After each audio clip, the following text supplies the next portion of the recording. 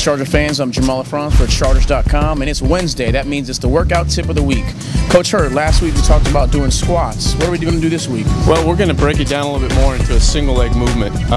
We focus a lot on lunges. Lunges put you in a position where, one side's working, one side's balancing, and this is critical for when you're on the field. So we try to break our lunges down into various angles.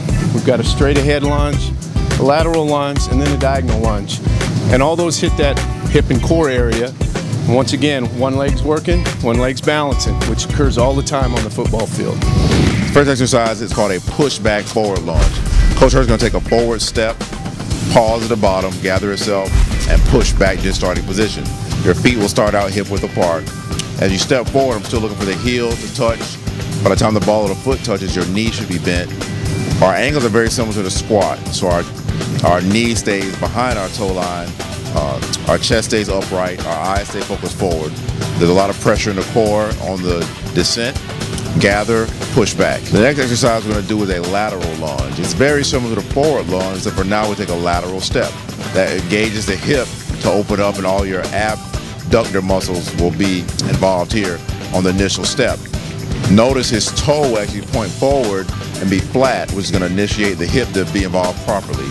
We're still focusing on the bending of the hip, bending of the knee, the torso being in the middle between both hips. His trail leg would actually be somewhat straight, almost completely straight, so all the weight is on the outside leg.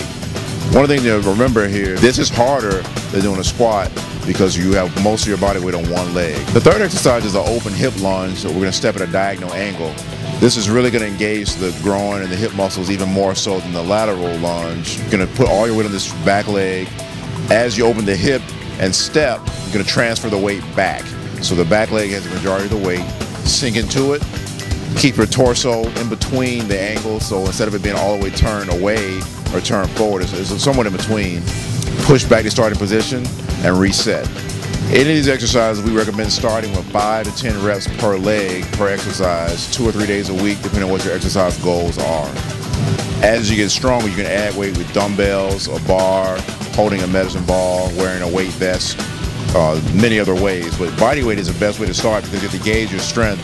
And again, using one leg instead of two, you will find it's much more strenuous. Thanks, Coach. Great tip. Next week, Romanian deadlift.